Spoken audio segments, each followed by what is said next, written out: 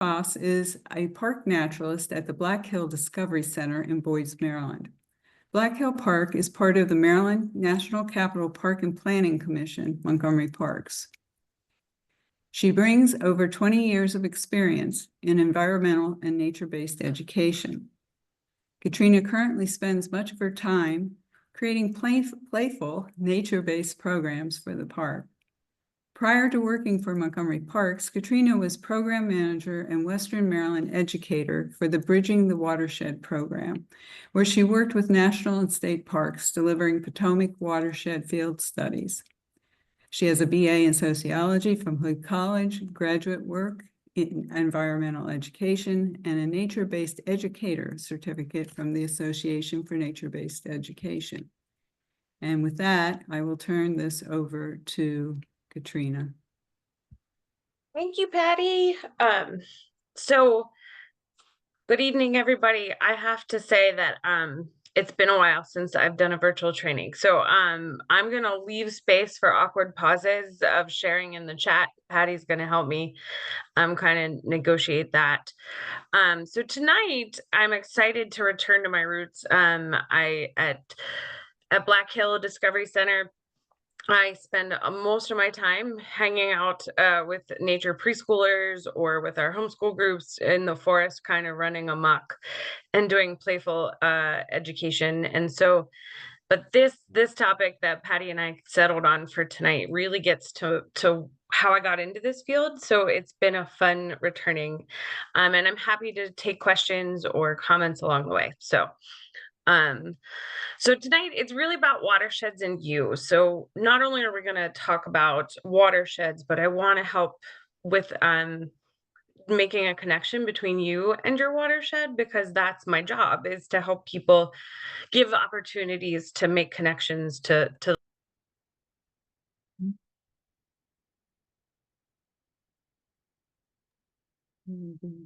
I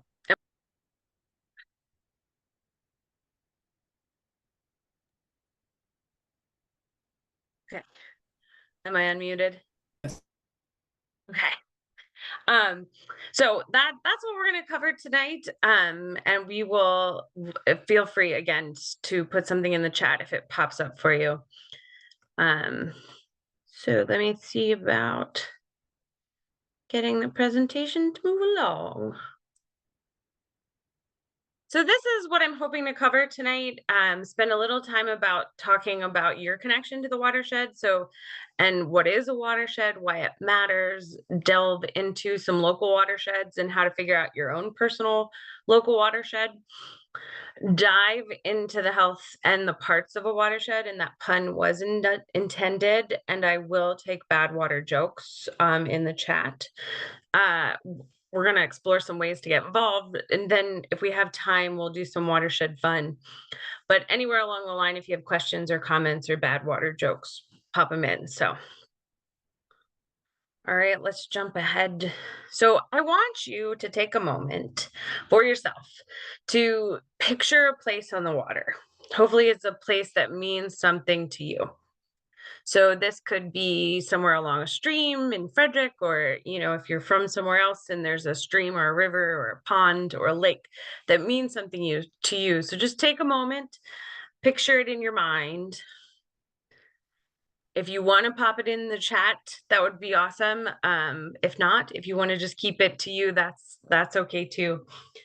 I'm going to pop mine up here, and mine is the Potomac River, because I've spent 5 years early in my environmental education career talking about the Potomac River and the Potomac River watershed, and it's what really gave me a chance to get into this field. And so particularly lately, it's been this spot on the Potomac. This is right along the middle Patuxent. Okay, sorry, I got distracted by the chat too. But so this spot on the Potomac is at Fort Frederick State Park in Washington County, which is where I live. And it's the most magical spot. Almost no one's ever there. It's a spot that you can put a chair by the water or in the water, spend the whole day, and maybe see like 1 or 2 people. Good for swimming, good for fishing. It's just this magical spot. But it also, for me, has a personal connection because I present to you, maybe, let me get the, so this is my nephew and I at the same spot. Um, he comes every summer from Ohio to spend a week with me at camp. And this was during COVID. He couldn't come to camp, but he came down to visit. And so we went down the C&O Canal looking for adventures, and this is how we found this spot. And he's not the most adventurous kid, but this river drew him in, and he started just playing and crossing the river, which is not his style. But it drew him in. And so this spot to me is magical. And it's one of my whys is this river and what it does for me personally. Let me see, were there any other chats on that one that I missed? Well, I hope you found a spot and your why as to why a watershed might matter to you. So, what is a watershed? A watershed is all the land through which water drains to one common body of water. So I'm going to say it again because the definition of what a watershed is really important to our talk and kind of thinking about the whole system. So it's all the land through which water drains to one body of water. So it can be big and small and close. Like there's a creek not too far from me here and it's Marsh Run. So that's really close. But eventually that water is going to end up in the Chesapeake Bay, which is far away. It could be healthy. It could be not as healthy. It could be urban and suburban and rural. But the most important thing I think in the definition is that it's land. So it is all the land that the water is flowing through to get to that body of water, whether it's that tiny tributary or whether it's the Potomac or whether it's the bay. So why does this matter? I selfishly put this picture here because this is our drinking water. This is the water that we drink. This is the water that we bathe with. This is our dishes water and all the things that we use water for. And of the world's water supply, only about 0.5% is usable to us. So the water is in the water cycle is tied up in either salt water or it's frozen somewhere. So really we're just working with a tiny amount. And so keeping it clean to me seems like a really great investment. It's also habitats for wildlife if we're thinking a little bit more unselfishly, and thinking kind of about the ecosystem as a whole. But then I'm a human, so I go back to thinking selfishly, and that those habitats also create jobs, they create fisheries, they create hunting grounds. There's economic impacts to having a healthy watershed. There's a quality of life issue for me as a selfish human being, in that I want to live in a watershed that is clean, that I can go to the Potomac and sit there and not see trash floating by or not see a river on fire. So there's a quality of life there as well. And what we do up here in the upper Potomac, well, not the most uppest Potomac, middle Potomac, watershed matters. And I've already said the big watershed that we talk about in this part of Maryland, but the Chesapeake, because that's where our water ends up. And land to water ratio, the Chesapeake is probably, they think it is the greatest in the world. So for every acre of lake surface or of Chesapeake of bay surface water, there is 14 acres of land that water's that's flowing to that area. That's huge. So that really, really means that the land is what's important in this ecosystem. So to that end, in trying to care about our watersheds, I think it's really, really important that we understand, we bring it home to our home and know what our own personal watershed address is. So I'm gonna attempt for us to do a little bit of exploring. And while I do that, are there any questions or anything that popped up in the meantime?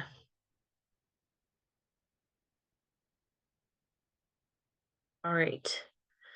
So one way for you, and I would encourage you to do this at home and to explore, especially if you are a map geek, and like a good map rabbit hole. There's some really good ones here. So to figure out what your watershed address is, you can currently go to the EPA and go to My Waterways, and let's see if this works.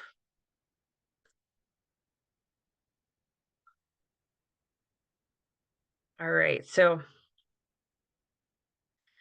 here, it goes to how's my waterway, and so I'm gonna choose a Frederick address since you guys are in Frederick. For some reason, my college address at Hood has stuck with me all this time, and so we'll just put in Hood's address.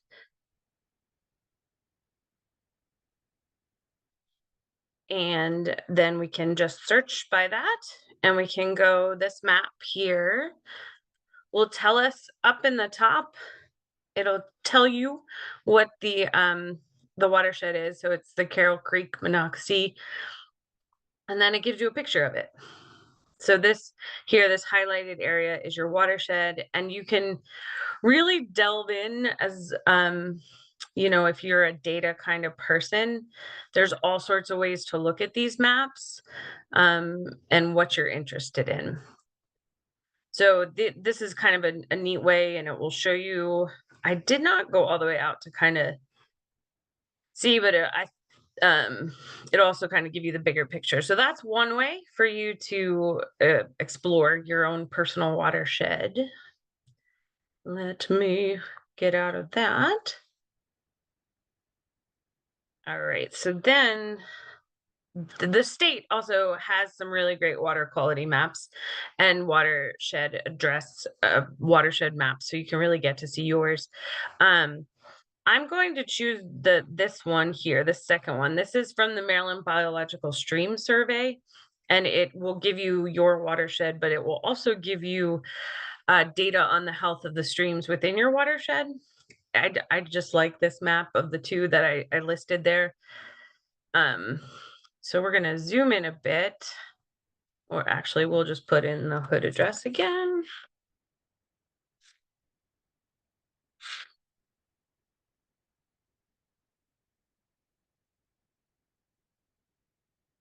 And over here, it lets us choose like forests and watersheds, all sorts of things. I'm gonna zoom out a bit. The one reason I really like this map here is that it gives you a look at monitoring stations and spots that are being monitored, and what their kind of designation is. And I'm not sure, oh, the internet is cooperating tonight, but it also gives you color coding on how the streams are currently, in the last data, that what they're rated. So the red, and if you kind of zoomed out in places, you could see more colors. So I think that I like this map a lot. It's probably one of my favorites then in this journey to put this presentation together. There you go. So you can kind of see, and then it gives you an idea of the forests. The data is probably a little lagging in all that I'm asking. There we go. Asking the internet to do today. Let's see.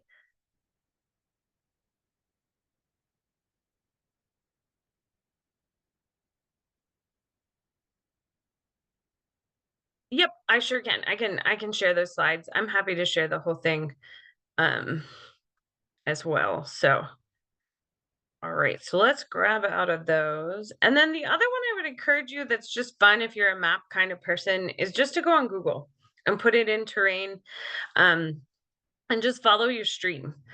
And you really can find, I like Google for finding names of streams if you don't know them. And just, it's kind of sometimes it's just a simpler view of following a stream that you can't do in person. Let me be smarter than Zoom. There we go. Okay. So then I threw Google in there as well as an option. And I personally put it in terrain view and just kind of follow it and follow along the stream. So in thinking about what our watershed is and what your watershed is, and people are interested in what the health of a watershed is. And so I decided to follow kind of the EPA's 6 points that they look at in assessing watershed health and thinking about how big a watershed can be, um, and how complicated that would be to figure out. So these are the 6 that I chose for today. I'm sure that other entities who care about a certain thing probably have other parameters they might look at. These are complicated issues. They're big. They involve a lot of municipalities and a lot of stakeholders. So I just decided to go with EPA today. So these are the 6. I'm going to jump into them a little more. So landscape conditions. So that's looking at what's the vegetation like? Are there a lot of trees? Are there grasses? Are there impervious surfaces, lawns, those sorts of things? And what's going to help indicate a healthier watershed is going to be trees. Trees are the powerhouse of our ecosystems. They're going to do a lot more filtering. They're going to do a cooling of the runoff, that sort of stuff. Impervious surfaces are usually indicative of poor water quality and poor health within an ecosystem. So, what's the land use within the watershed and how much disturbance happens is all kind of falls into the assessing the landscape conditions. Habitat, what kinds of aquatic habitats are within the watershed? So is there flowing water such as streams or rivers? Is there standing water? And our fun Maryland fact of the dinner table is that we have no natural lakes in the state. All of our lakes and ponds are man-made, but they still play within the ecosystem of the watershed. So because they keep water in place where it might be filtered a little bit more. This picture here is the beaver doing that work for us. So this beaver dam, well, it's 2 or 3 beaver dams. And then there's also just the wetlands that are around our bodies of water as well. And they measure and assess how those are interconnected and how they work together. Hydrology. So this is really interesting stuff, I think. If you really the fun thing about watershed science and thinking and kind of getting excited about watersheds is that there's something for everybody. So if you're kind of into the physics of streams and knowing the bits and the pieces, this is one of the spots that you're going to like a lot. So that's about stream flow. So there's different types of stream within a watershed. I like to remember pi. So we have perennial streams, which are when I say streams, it's rivers, streams, those sorts of things. But so perennial streams are ones that are below the water table, so they're going to be there all the time, like the Potomac or the Monocacy or Carroll Creek. Intermittent streams are just at the water table, so if we have enough water or the water's above them, they'll flow. But sometimes currently we've experienced drought the last few years, so they might disappear. And then we have our ephemeral streams, which come when we have an abundance of water. Might be there for a season like spring, or they might just be there for a rainstorm. And then you might also look at stream orders, which is how streams are kind of classified. So because a run to me might not be the same as a run to you guys, or you look at the Monocacy River and Antietam Creek are somewhat similar size bodies of water, but one's a creek and one's a river. And so really what you need to look at is the stream order. And that's when 2 streams come together, they create a bigger stream. And it has to do with tributaries and stuff like that. And then there's the floodplains and groundwater, and all of that falls into the assessment of the hydrology of a watershed. This is the one that I probably know the least about, but geomorphic assessments of the channel stability, so the channel of the body of water. If you think about Carroll Creek and the different ways that it's channelized through as it travels through Frederick itself, you know, a downtown where it's concrete and that sort of thing compared to where it's out at Baker Park, and what's in that stream bed substrate. Those are just kind of some examples hanging around the geomorphic assessment. Water quality is looking at the chemical properties of the water within the watershed. So we're going to look at things like dissolved oxygen, which is just what it sounds like. So how much oxygen is in the water for critters and things that use oxygen. Things like pH or total dissolved solids, which we have a struggle with here in Maryland, that and our conductivity because of our salt usage. Nitrates, phosphates, sediment load, so turbidity, my personal favorite science word. So that's just how much sediment, how is visibility within the water, how much stuff is in it.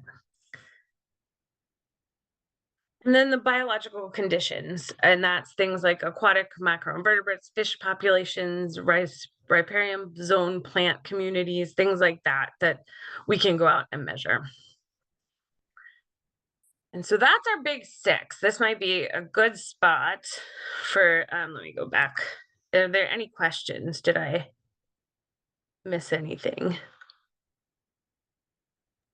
You have one in the chat. Okay, I lost the chat. Where'd you go, chat?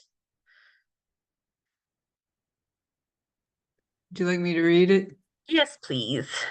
Are you familiar with the work of Blue Water Baltimore of the water quality testing they do in the watersheds in Baltimore? And if so, is their information incorporated into the Maryland Stream Index?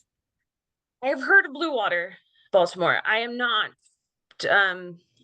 exactly familiar with exactly what they test for and how theirs is put into the index. If you delve into the Maryland State, the MBSS, which is the Maryland Biological Stream Survey, there's data that ends up there in lots of different ways. And I know that watershed groups are one way that it gets in there. So, but I'd have to go look at that organization. But I have seen them. I just am not super familiar with their work. Was that the only? That was the only one. All right, great. Well, now I'm going to have to go Google them and that work.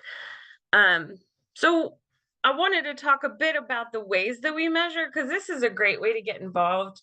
It's also a great way to impress your friends if you're hanging by a creek. I know my friends love it every time I point out every single critter I know. But so one way is to do field sampling. So there are people out in our creeks, there are professionals, there are volunteers, and they are out sampling. You know, we have staff that do this within our parks in Montgomery County. So that's one, is benthic sampling, and that's kind of what you see in the bucket there. We also have staff that are out doing electrofishing in the summer. So that's where they're going out with and using electricity to stun the animals within a certain transect.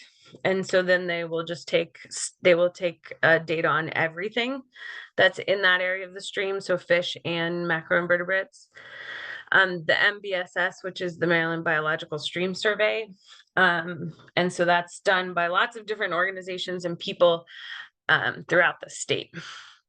You can also, there's a lot of remote sensing happening. So on water flow, on temperature, I think there's even stations that are doing like some of those chemical parameters like DO, dissolved oxygen, and things like that. And there's a lot of community efforts. So many people are, I think organizations across the state are collecting data and contributing that to the overall health of our waterways within the state. So I know in Washington County, we have the Antietam Creek Watershed Alliance, and they do a lot of this as part of kind of their mission. And I'm sure you guys have, you know, with Hood being there and a lot of the water stuff they do, I'm sure there's a lot of places within Frederick as well. And if you ever get a chance to just kind of tag along on an electrofishing adventure, it's very interesting stuff. Very, very neat. So a little bit in ways to get involved, because this is about the watershed and you feeling you have some ownership over your watershed because it's yours.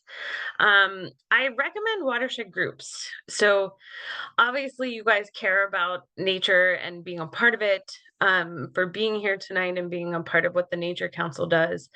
And there's other groups out there too that are watershed focused if this is what you're really passionate about. And they do, I know when I've been involved with watershed groups, it can be anything from a cleanup, like a trash cleanup, or doing plantings, a lot of tree plantings, because we talked about how trees are the powerhouse of clean water. Restoration projects, sometimes you can get in on bigger projects like tree plantings around. So if you look at this picture, this is from one of our parks of a stream restoration and recreating some of the natural balances. But so some of the plantings along that could be done with volunteer work, community science, or doing some of the benthic sampling.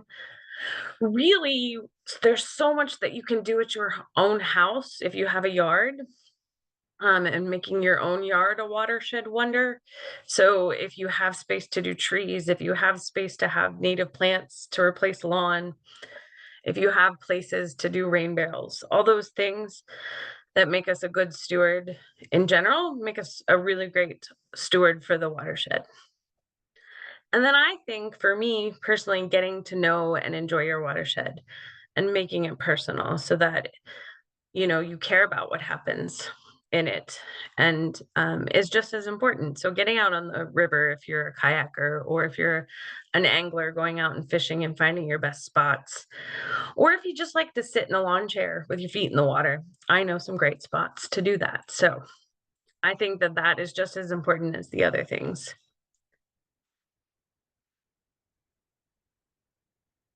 So here's some resources and references. So some of the watershed groups I was going to plop in there, but the Monocacy, the Catoctin Monocacy Alliance, I was trying, a little unsure how active they are, but I would guess they are pretty active at times. Envision Frederick, things like that. The Nature Council, and then kind of thinking bigger, we think about the Potomac Conservancy or the Chesapeake Bay Trust, kind of bigger organizations. Here are a couple of the EPA websites, so that if you look at epa.gov for now, it says, and the Healthy Watershed Program is what HWP is, and then mywaterways.epa.gov. For under DNR, there's a lot of information on their website on stream health and maps, but also there's a lot of programs out there. So right now is the time of year where they do buffer in a bag. So if you are within so much distance of a waterway, you can qualify for 25 free tree seedlings to plant in your yard. And I did that for like 7 or 8 years. So I have hundreds of those out in my yard. And then I also they had a grant, and they planted 750 trees on my property. So DNR is a great resource. Your county parks and governments, I mean, I'm biased, but we have an obligation to protect and conserve. And then also we do a lot with our stormwater management. So there's a lot of resources there as well. Was there a chat? Is there any other questions? Not at this time. Okay. Well, that was fast. So I've thrown in some watershed fun if you guys are up for it. So first I have to tell you that I personally really, really, really love science words. I think some of them are so magical and beautiful, and especially, I don't know what it is about watersheds. Some of their words are just some of the most magical. So I've thrown those in here. And then I also thought we could go look at the website of Macroinvertebrate ID and kind of look a little closer at those. So some fun words along the way was fluvial geomorphology. This was a new term to me in getting ready for you guys tonight. And it is the study of the way that rivers they shape the land. So fluvial geomorphology is maybe my new favorite word, or phrase. And then we talked a bit about this in the kind of structures about the stream, but parts of a stream are very important. There's more to a stream than just the water. So there's, as a stream makes a bend, it's a meander, and the parts of the stream where the water goes over rocks where it gets really shallow, that's a riffle. Those are important. The meander helps slow down water. The riffle helps bring oxygen into the water. The pools create habitat for fish and things like that. We've got limnology if you're into lakes and ponds. And well, so limnology is the study of freshwater systems. So it really could be any of these, but also it's a great word. And the parts of a lake so at Black Hill where I work, that's what we're looking at right there. We have a 505-acre lake, and so we talk a lot about the parts of a lake, and we do some limnology studies as well, and you can look at the temperature of the lake, and it's called the thermocline, and it's very exciting, interesting stuff. And then macroinvertebrates are what are near and dear to my heart. They are what made me the caddisfly, the casemaker caddisflies are what told me that this is what I wanted to do with my life when I learned about them. And I was doing a stream study as part of a training. And I was like, this is magical. And I want to do this. So I thought we could head over to this website and take a quiz together, if that's all right. Let's try it. So this is a cool website that I did not know before. And so this is macroinvertebrates.org, and it is geared to Deb is talking about beavers. Let me do a question spot before we jump into the quiz. Thoughts on beavers? Oh, Anacostia Watershed too. That's a great organization as well. So thoughts on beavers? Yes. So next to humans, beavers have the greatest impact on waterways. They are creative, so their dams create deep water systems that are great nurseries for so many species. They are also good at filtering water. So there's so many benefits to beavers, but they change the landscape drastically. And sometimes that's okay, and sometimes that creates problems in how it interacts with humans. So I think there are some really great resources out there for living with beavers. There's the Beaver Human Coexistence Fund. I forget the woman's name who does that, but she's got a lot of great resources in helping homeowners and agencies work with beavers, so that you can create systems that work for people. So it's really about managing the interactions. They're here. They were almost driven to extinction, hunted to extinction, but they're back and they're important.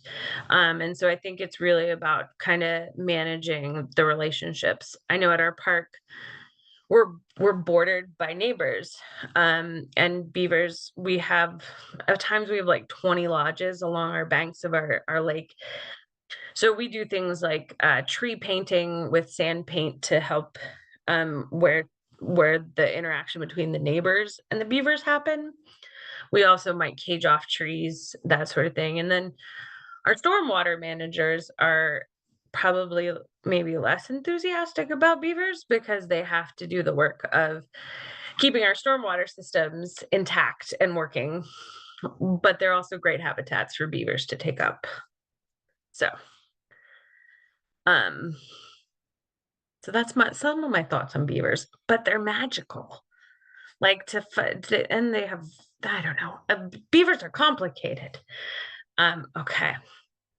Did I grab all the questions there?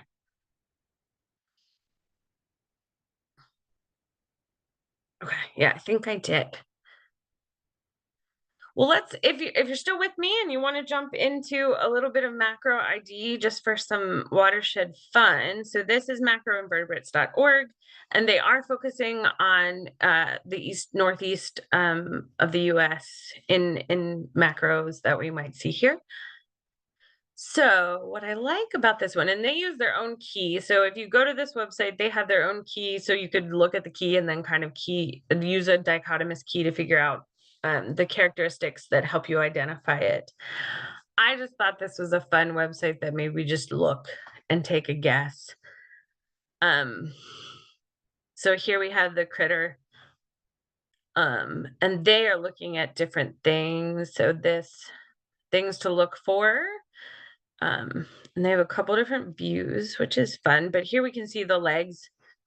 So we know that this is an insect because it has the 6 legs and there's segmented legs there. I think in this one too, what we have, so over here, we have a little bit, I'm gonna guess that this is a midge, and we will see if I am wrong, or let's see. Yeah. Yeah, let's try it. Let's try black fly unless someone's really adamant that it's something else.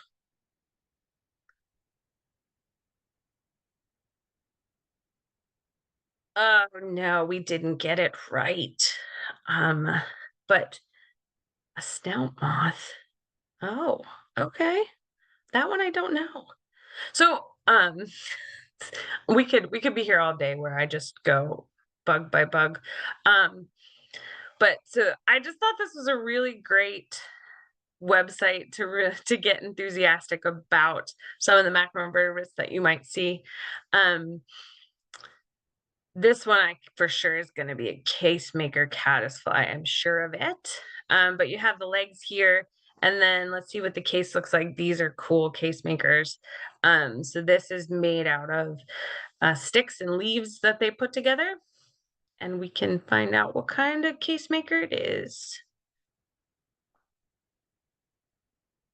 There is our not net spinning.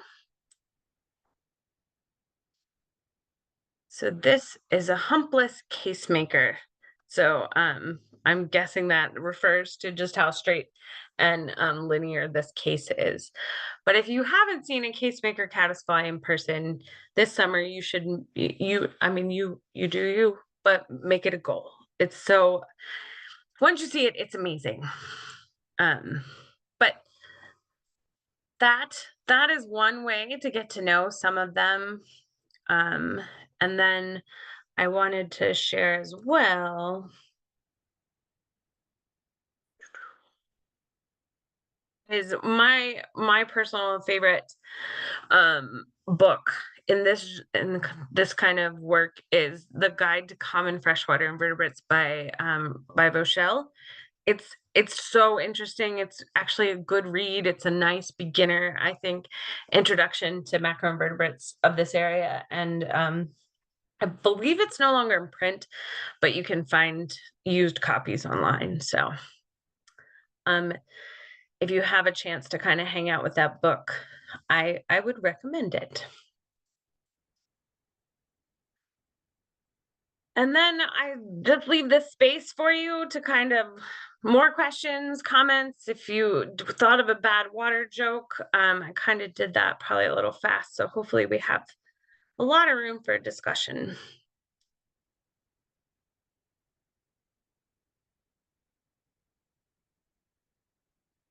Oh.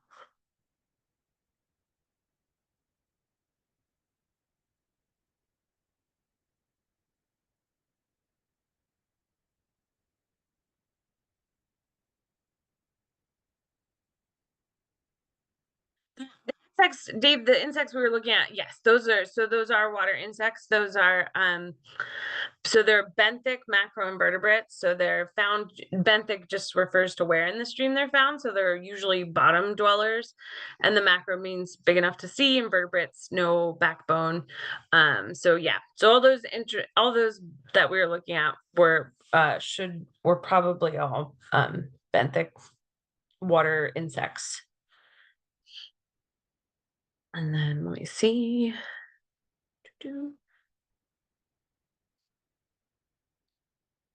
So talk about the effects of man-made dams and the trend towards removal. Sure. So, I mean, anytime we mess with will interfere or change the stream, or the way the flow of the water, it's going to affect the water quality.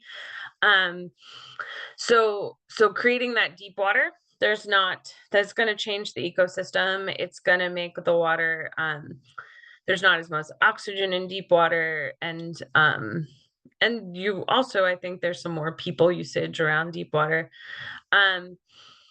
I think in terms of dam removal, I'm not sure you see it so much here, especially not on the Potomac. A lot of our dams on the Potomac are either historic or there for a little bit of power or something like that. So I'm not sure if we're seeing as much as other places seem dam removal, but a lot of times what it has to do with is returning the river to its natural state, to put all those features that we talked about about the channel of the stream, about like riffles and meanders and the things that help make streams and rivers healthy. If you go to Rock Creek, you'll see where there's a historic dam. So in the Mills area, escapes me the name of it, but that mill is historic, and so they wanted, when they were doing restoration work on Rock Creek, they wanted to leave that dam. So what they did instead was to create a fish ladder so that the migratory herring could get around the dam as they restored that creek. So there's kind of, I think, many process that go into dam removal, and that sort of things. Hey, Dana, sorry, missed you there. Does Montgomery Parks have a stream study class that you offer for school groups? We do one for all ages, and and its name, of course, has slipped right out of my head, but we offer stream studies, what's in a stream, and it tying it to the Chesapeake Bay. And within Chesapeake Bay, we have meaningful watershed education experiences that every child is entitled to and should be receiving. So we're part of that network as well. And then we also offer, I should add to that, we also do one called Science on the Pontoon. So we will do water studies of the lake itself and doing deep water sampling, which is really very interesting. So we'll send down 3 samplers to get water quality data from different depths of the lake and trying to map the thermocline and where that happens within the lake. Oh, what is the name of the large grasses that you often see in the water? Oh, Teresa, I might need a little more detail. If it's tall grass or like submerged vegetation. If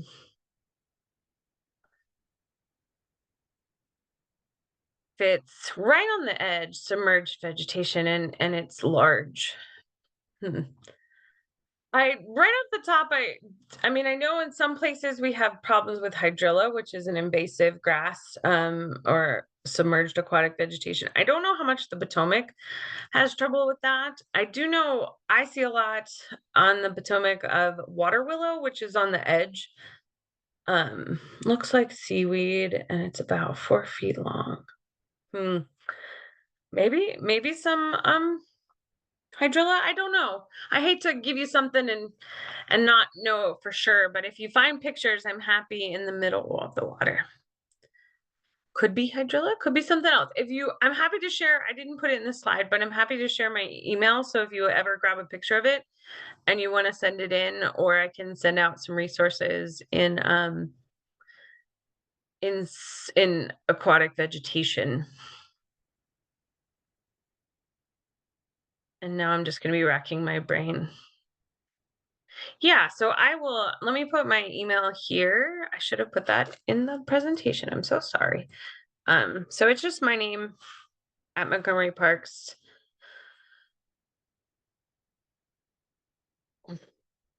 Oh, those are also a good guess, the eelgrass. I'm not familiar with eelgrass. But I'd love to see pictures. It's my favorite game, is trying to figure stuff out. Oh, last year's drought and extended high temperatures on Blackwater or Black Hill. Sure. So, the drought. So one big thing for us is that we are an emergency drinking reservoir. So the plan is, so we're a 505-acre lake, and we carry about 4.5 billion gallons of water within the reservoir. The water itself is owned by the Washington Suburban Sanitation Commission. And the plan would be, so we're part of their drought plan. We're part of their emergency drinking water plan. And it's been used twice since it was made. And so the plan would be for us is that water from our reservoir and a much larger reservoir, Jennings Randolph out in West Virginia, would be released at the same time. And our water's just really, I think the idea was that it was enough water to get you through 3 days, which is what should take the water from the other reservoir to get down. Probably in reality, what would happen is that it would prime the pump. So it would kind of, the trees and the things that would be sucking up water along the way, that's what our water would take care of. In terms of drought, I think what you would see in terms of like something like the Potomac or streams is, first of all, you lose water and you just have less of it, which impacts like those kind of the riparian zones, that area where the water and the land are meeting. As that kind of shrinks, or I guess that area gets bigger, but the water shrinks, so the habitat shrinks. You also start to concentrate some of the things, the pollutants, which can lead to algal blooms, which then lead to less oxygen and die-offs and things like that. And just higher temperatures mean that the water, chemically, the water can't hold on to oxygen as well. Colder water holds on to oxygen better. So that's part of that as well. So that's some of the things for us personally in our lake, is that if we see a drawdown on the lake, that's going to impact our habitats, our beavers. When they did a drawdown on the lake to do some road repairs a few winters ago, and the beavers got angry and moved upstream, and then did more damage up in the streams than normal. We're also looking at a drawdown in a couple years, because our lake was designed to take sediment in the fingers of it, and then they can scoop out the sediment. And so we're at that point. The lake's about 40 plus years old.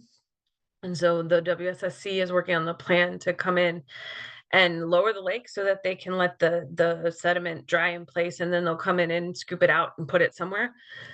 So it's going to be interesting few years if you come to Black Hill, starting in maybe fall of 2026. There questions?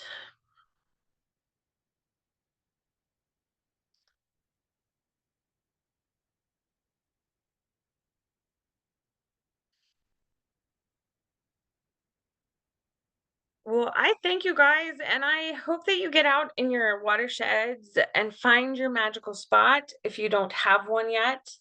Um, the Monocacy has some great spots as well. Thank you, Teresa. I appreciate that. But there's some really great spots all around Frederick. And if you haven't been to Black Hill, we're just over the county line.